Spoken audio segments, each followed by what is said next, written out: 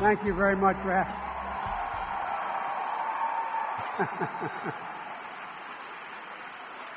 You know what Adlai Stevenson said? Flattery is fine as long as you don't inhale. Thank you all so very much. Please be seated. Thank you very much. Madam President, thank you very much. I think I should begin by saying, and I mean this sincerely, thank you for contributing to the education of a public man. And I mean that sincerely. I was standing backstage with the stage director, actually, and we have a mutual friend I didn't know that I grew up with from grade school. And I was talking about how much I respect all of you, and I really mean it. I have been around for a long while, as you can tell, and I've had a chance to meet every major head of state in the last 40 years without exception. I've worked with, tried to master the whole question of strategic doctrine and nuclear policy. I've spent a lot of time with the leading constitutional scholars in the world, but I've never been with a greater amassing of pure gray matter than when I speak to all of you. No, I really mean it. You're an enormous, enormous, enormous resource for the country and for the world. And I wish the average person out there understood just how many of you have devoted your life to try to make their life and the life of citizens here and people around the world better. So Nancy, thank you, and also thank you for the way you welcomed me out at the Hutch, which is one of the great cancer research institutions, hospitals in the world. And I want to thank the leadership of the AACR for inviting me back. You know, you get invited once, it could be a mistake. Yeah, you get invited twice, you feel better about it. So yeah, thanks for having me back. Thanks for having me back.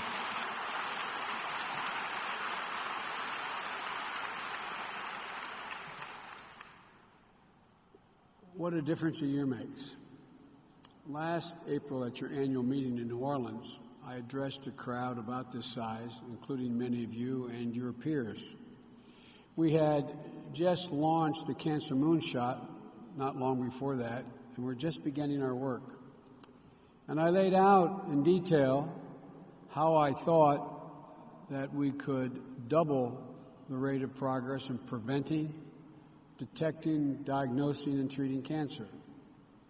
I, like many family members whose loved ones were afflicted by cancer, tried to learn everything I possibly could learn about the diagnosis of my son. And as I said, and Nancy referenced the phrase I used, I didn't realize that we had reached a real inflection point in cancer research in the fight against this dreaded disease.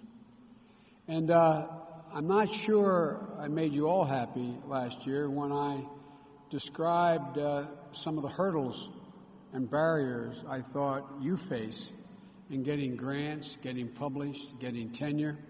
And I lamented the amount of time you must spend just to be able to write a grant, to get money, to do what you are devoted to doing. Living up to that old cliche that too often grants are given for what you've already done rather than for what you are proposing to do. And so, with the expertise of many in this room that I called upon, we set out to reimagine and to resource the system and change the culture so that we can make even greater progress against this terrible disease. For decades, I need not tell you, this is more for the press that's here, we thought we could tackle cancer one discipline at a time. But as all of you know, that's not how cancer operates. You all taught me that. Cancer uses every tool at its disposal. It hides from the immune system. It builds its own blood supply system. It uses viruses to spread. It engineers a friendly cellular environment to support its survival and its growth. And it knows how to spread through the body using pathways and mutations we don't fully understand even at this moment. And cancer never gives up. It never surrenders. And that's why we have to use every discipline that cancer does. And we're starting to do that in a more coordinated way, in my view. Immunologists are finding the keys to making cancer cells visible to target them. Virologists are working on vaccines to prevent and treat cancers. Geneticists are cataloging mutations to drive cancer. Chemical and biological engineers are helping devise and design a cellular environment hostile to cancer. And you're all working together. And there are new important players in the fight as well, just in the last several years. There's recognition that by aggregating and sharing millions of patients' data like genomics, family history, lifestyles, treatment outcomes, by using the supercomputing capability of 1 billion calculations per second, which we're capable of now, we, God willing, will be able to understand why one therapy or treatment works on one person and not another. And so now we've brought in data scientists, computer engineers, are equally important partners in your work. I've also learned that the best minds in the world, from the best minds in the world, that the strategy we've been following the previous 40 years is the equivalent of fighting the last war on cancer. The model of scientific breakthroughs for most of history was individual achievement. Jonas Salk creating a polio vaccine. There was little, if any, sharing among hospitals and researchers, and little ability to share even if it was desired. And our funding processes and research systems primarily continued to follow that old model. So the Moonshot was about fundamentally doing two things: injecting the urgency of now into this fight, to double the rate of progress, to do in 5 years what would ordinarily take 10. And secondly, to change the culture, coming up with a new strategy for this fight, not the last fight. With the enthusiastic support of the federal agencies on the Cancer Moonshot Task Force, the entire cancer community and citizens of all stripes, we launched nearly 80 new actions and collaborations. Many of you were involved in them, designed to change the way we do things in cancer to deliver results for patients sooner. I was given the responsibility and the opportunity to lead that task force. We engaged all the government agencies that were involved in the fight against cancer, from agencies you'd expect, like the National Institute of Health, the National Cancer Institute, the Department of Veterans Affairs, to others like NASA and the Department of Energy and the Department of Patent and Trademark Office. We made a great deal of progress. I know many of you are familiar with how much of this work, and there are so many examples that I don't have time to name some of them, but let me just name a few. First, because we brought the agency leadership together, the Department of Veterans Affairs, for example, and the Department of Energy signed a memorandum to cooperate on precision medicine, and the VA transferred $4 million, which is unheard of, to the Department of Energy to generate a dedicated network for this line of work. Now troves of VA cancer data can be assessed by the Department of Energy supercomputers to find new patterns that will allow researchers like all of you to make progress in diagnosing and treating patients with the disease. We also transformed access to cancer clinical trials. As you know, better than any group of Americans or anyone in the world, only 4% of the people who are diagnosed with cancer ever become part of a clinical trial, which is how research advances. And in some cases, maybe the only hope for that patient. We engaged the Presidential Innovation Fellows, data and technology experts from Silicon Valley primarily, who came to work with us, to work with the National Cancer Institute. Now anyone can go to trials.cancer.gov, type in real words like breast cancer, leukemia, zip code, age, and then find a manageable list of clinical trials. Using our convening power, We brought together the cancer centers to urge them to take new and broader approaches to sharing. We met with the executives of the electronic medical records companies to take on the issues of interoperability, which does not exist as a practical matter, making records available to patients faster and cheaper and more easily transferable. We met with active duty soldiers and first responders to learn about the cancers they develop from exposure to dangerous substances in their work and their projects. You may have seen the new book, Burn Pits, about all those soldiers coming home with brain cancer and other cancers, living next to toxic waste dumps in Iraq, Afghanistan. To my great surprise, someone sent the book. There's a whole chapter on my beau, on my son, that I didn't know about. And they determined that he, for the better part of a year and a half, in Kosovo and in Iraq, lived in very near proximity to two of the most toxic places on the earth. We listened to countless patients and researchers, physicians, telling us about the challenges they face in dealing with cancer every day. I'd like to tell you we solved all the problems we identified and that you know so well, but the time we had, I think we were able to get a running start. Nowhere near finishing the race. Two achievements stand out, though. First, we were overwhelmed by the public's interest in the moonshot and the desire of people everywhere in the world to want to be part of it. As I said last time I was here, I'm supposedly an expert on foreign policy. An expert's anyone from out of town with a briefcase. I don't have a briefcase with me, but I've spent a whole hell of a lot of time in international relations. And no matter where I was in the world for the president, whether I was in the Persian Gulf in Abu Dhabi, or looking over the Sea of Japan, or in Beijing, or in Jordan, or in Melbourne, or in Canada, no matter where I was, I'd sit down. The discussion was always about national security, terrorism. And almost every meeting before I began, the world leader would look at me and say, before we begin, Mr. Vice President, can we talk about cancer? Not a joke.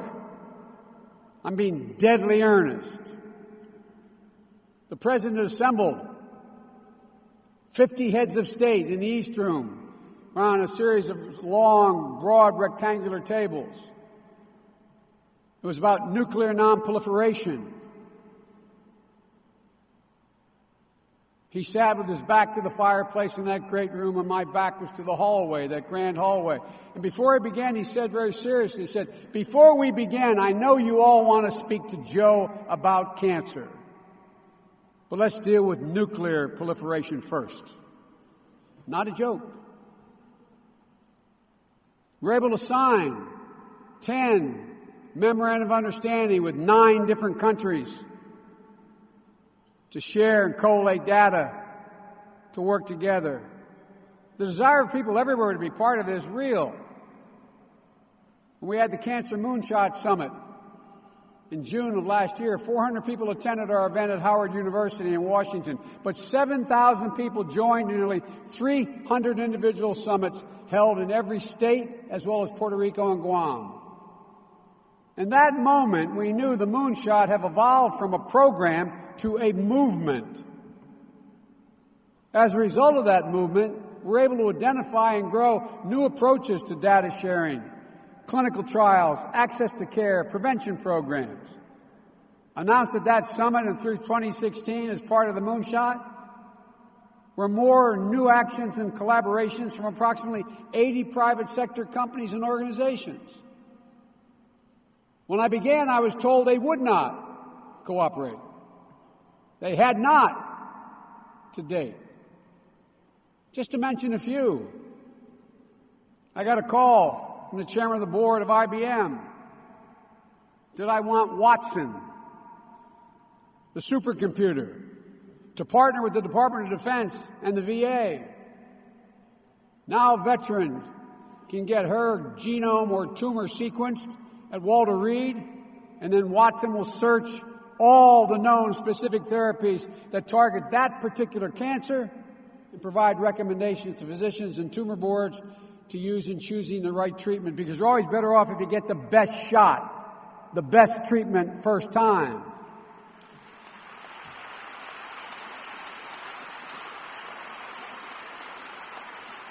I went out to the University of Chicago, where we launched the National Cancer Institute Genomic Data Commons. The purpose was to bring together cancer sequencing data and related patient information from the Cancer Genome Atlas. That atlas comprised roughly 14,000 individuals. That database has now grown to 30,000 individuals. And with international agreements, as I mentioned before, in these 10 memorandum of understanding, from Austria to Japan to Canada, thousands of more patients will be part of it. And Amazon called me. Amazon's agreed to make their cloud computing available to help store the enormous amounts of data that this project will generate for free. But the important thing is, it is able to be accessed by any researcher in the world. Any researcher in the world. And it eliminates the numerous silos that exist. And this data has already been accessed just since June by 80 million times. 80 million times. Increasing the chances exponentially, we can find some additional answers. Thirdly, the Cancer Moonshot also initiated the Blood Profiling Atlas pilot, now called the Blood Pack. Representatives from government, academia, the pharmaceutical and diagnostic companies launched a partnership to create an open database for liquid biopsies, blood draws, to accelerate the development of safe and effective blood profiling diagnostic technologies. They're continuing to meet as a consortium now. In fact, they came together just last week. My team was there to move the project forward. This is an unprecedented level of collaboration. I think it's going to drive real results. But I'm a lawyer. I'm not a researcher. But I know how government works and doesn't work. I know a little bit about collaboration. We can do more together than we can by working alone. Secondly, I told you last year that I would get an additional $1 billion for the Moonshot scientific priorities. And you all said, isn't he a nice man?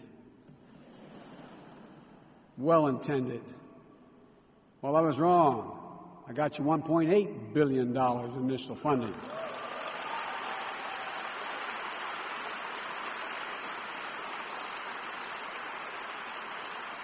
It was the end of our term in office. You read all the dialogue. We weren't going to spend any money at the end. Remember, nothing was passing. With just a little over a few weeks to go, with the great leadership of two really solid, dedicated Republicans, the senator from Tennessee, Lamar Alexander, Fred Upton in the House of Representatives, Patty, well, I shouldn't start naming everybody. I'll get in trouble. But the truth is, this is a bipartisan effort. At the end of our term, we saw Congress come together to pass the 21st Century Cures Act that provided $6.3 billion in health-related research, including $1.8 billion for National Cancer Institute to invest in additional research as part of the Moonshot. And I must say publicly how much I appreciate my colleagues in the Senate. I had the great honor of presiding over that debate and that vote. And genuinely, and I mean this genuinely, to my surprise, my friend, the Republican leader, Mitch McConnell, stood up and asked unanimous consent that the $1.8 billion project be named after my son, Beau Biden. There's a consensus. There's a consensus. For average Americans, this is what they expect their government to do.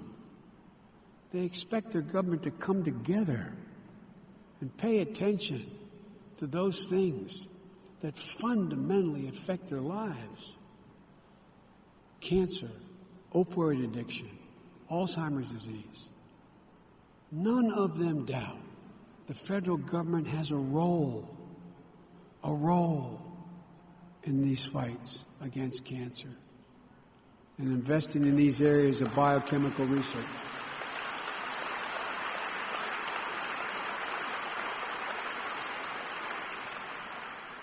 That's the view of millions of Americans, advocacy organizations, and many others who've had their voice heard, who supported this legislation.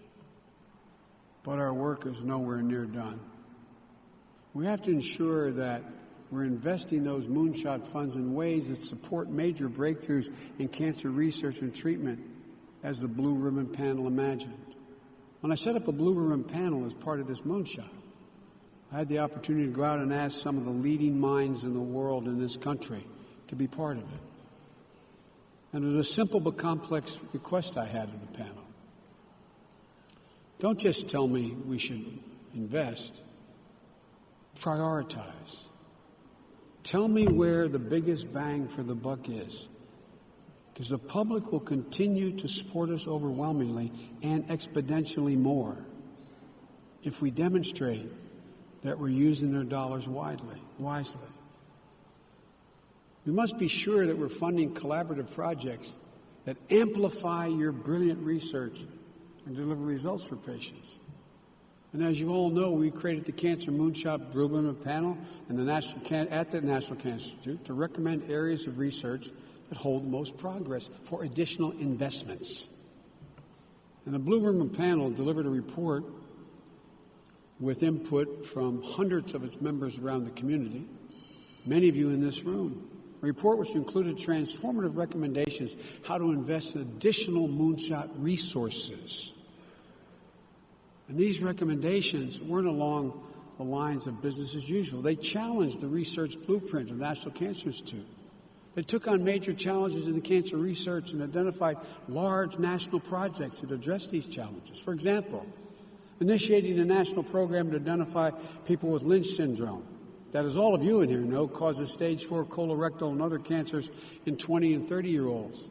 So that families and individuals with this syndrome can take preventative measures and get additional screening at younger ages to catch the cancer early. Second thing, they suggested launching a 3D cancer atlas by providing a web-based catalog of the genetic lesions and cellular interactions of tumors, immune, and other cells around the tumor. One that maps the evolution of a tumor from development to metastases so that you, the researchers, with the grace of God and the goodwill of the neighbors, can help develop predictive models for tumor progression in response to treatment that will ultimately help oncologists make informed treatment decisions with each patient. Call for organizing a nationwide effort to pull in the rich information of patient samples sitting in biobanks all over the country that may hold answers to how to successfully treat new patients. This would require examining these tissues to look for new genetic and other factors that cause the patient's cancer, giving new clues for the next patient as to what is causing their cancer and how to attack it. I might note parenthetically, I didn't realize when you're all in medical school, you're not trained. There's no single standard for taking and storing biopsies. You all got to get together here. Fourth thing we did. Boosting prevention research identifies ways to increase the uptake of effective prevention and early detection strategies. If employed, especially in medically underserved populations, these approaches can greatly reduce incidences and death from lung and other tobacco-related cancers, colorectal cancer, cervical cancers, and HPV-related cancers. These audacious goals can't be achieved through traditional means, and it's up to all of us to ensure that NCI is able to follow through on the promise of the Blue Ribbon Panel recommendations. The bad news for you all is, I assure you, I'm not going anywhere. With the encouragement of some of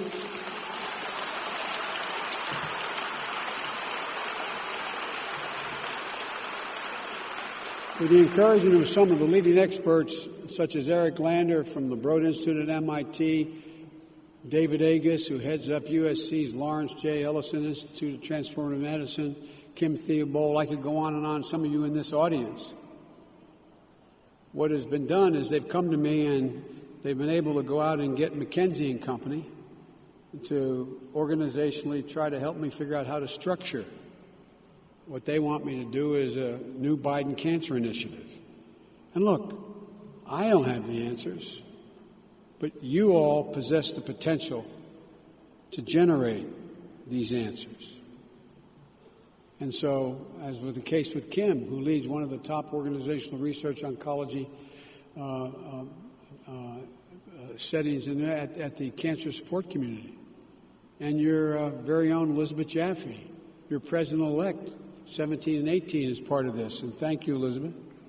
In addition, the CEO from biopharmaceutical, clap for her, I need her.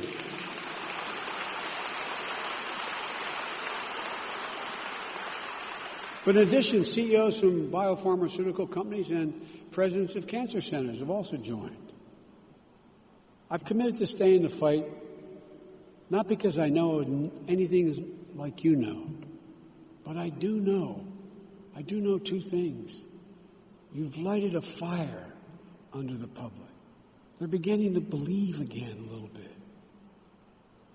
You know, when I was raised as a kid and as a young man getting out of law school in the midst of some really not so great years like 1968 with the Vietnam War and Johnson resigning, Dr. King assassinated, Bobby Kennedy assassinated, etc. Even in those days, there was still this view that in the United States, America was all about possibilities, and we had the intellectual capacity, particularly in the area of science and technology, to do anything. Think about it. We kind of lost that notion out there. But you guys, you hold the key not only to cancer, but to reinvigorating the nation with the sense of purpose and possibilities. With the input from some of the experts I named and others, starting very soon, we're going to launch an organization, the Biden Cancer Initiative, with a significant board of people, including several Nobel laureates you work with similar goals to the Cancer Moonshot. But changing the way we do business in cancer research and development and providing cancer care and focusing on breaking down silos and increasing collaboration. The initiative will focus on improving data standards and giving patients a mechanism to share their data so they can help many other patients going through the same fight, and so researchers can use the data to find new patterns and new answers. Working with the community care organizations to help improve access to quality care so outcomes aren't wholly dictated by the patient's zip code. Convening a national conversation with the pharmaceutical companies, insurers, biotech companies, and others to ensure patients can actually access the treatments that become available and as they're needed. And calling for greater transparency and access to clinical trials so that researchers on the next promising treatment isn't stopped in its tracks and patients have all the options available to them.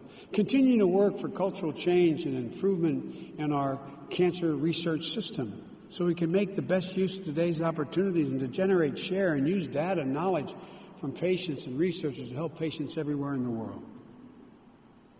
The reason I'm going to stay involved is because for the first time in 45 years, there's some real significant movement in collaboration, which in my view is where the solution is most likely to lie, to double our rate in the fight against cancer. Engaging cancer centers, drug companies, insurance industries, patients, the government. But I'll conclude by saying there is one problem today that didn't exist when I spoke to you a year ago. Although a year ago there was a lot of doubt about my prediction we would have a bipartisan consensus to generate billions of dollars in additional research. There's a new problem. When Kennedy launched the original moonshot to go to the moon, he inspired a generation of young people to enter science and technology maybe many of you, not so young anymore like me, are here today. His famous speech not only led to landing humans on the moon and bringing them back safely within a decade, but he set us on a path to be a world leader, the world leader, in science and technology, education, training, achievement. And we have enjoyed the fruits of that original inspiration and the improvements we have seen in the quality of our life. Americans over the last 50 years have inspired the world with such achievements in space, medicine, physics, astronomy, telecommunications, computing, and energy, including the fight to combat climate change through massive improvements in how we generate and use electricity and fuel our transportation system. Parenthetically, I come from a city that was a coal city that died when the industry died in the late 40s. It was difficult, Scranton, Pennsylvania. But ladies and gentlemen, nothing's going to bring back the coal industry. We have to accommodate those incredible changes those poor people are going through, because it's not a job, it's also a way of life. There's an ecosystem, a human ecosystem that is devastating them. But ladies and gentlemen, we've created over 500,000 new jobs in alternative energy. 258,000 jobs, the president, just in solar energy. It's now competitive with coal. We cannot leave these people behind. But you cannot turn back the clock. But the message sent out a few weeks ago in the president's budget is counter to this hope and the progress we made. And notwithstanding that we're on the cusp of delivering the promise of decades of research to develop new technologies, new therapies, on the cusp of fundamentally transforming the impact of cancer on our society, on the cusp of saving and extending lives for Americans, the President of the United States is not only not doubling down on our investment, he's proposing draconian cuts, not only to biomedical research, but also the entire scientific expertise across the board. $5.9 billion cut from NIH, nearly a 20% decrease.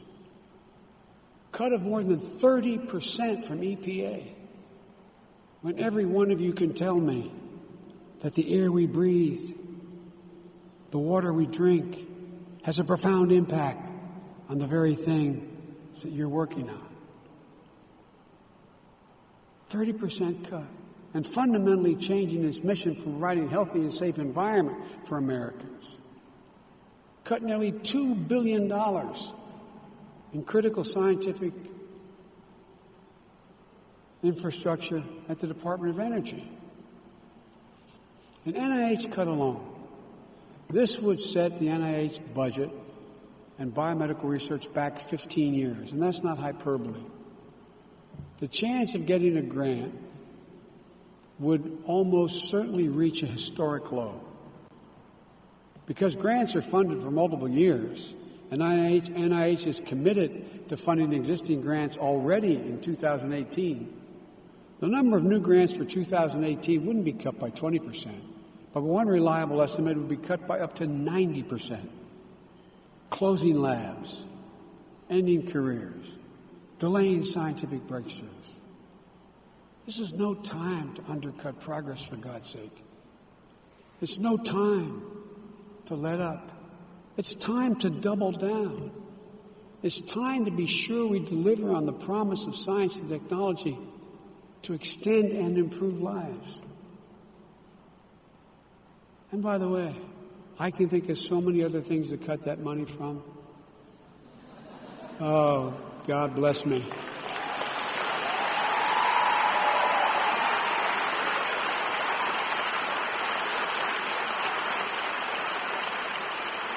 Starting with the $1.3 trillion in tax loopholes that aren't collected every year.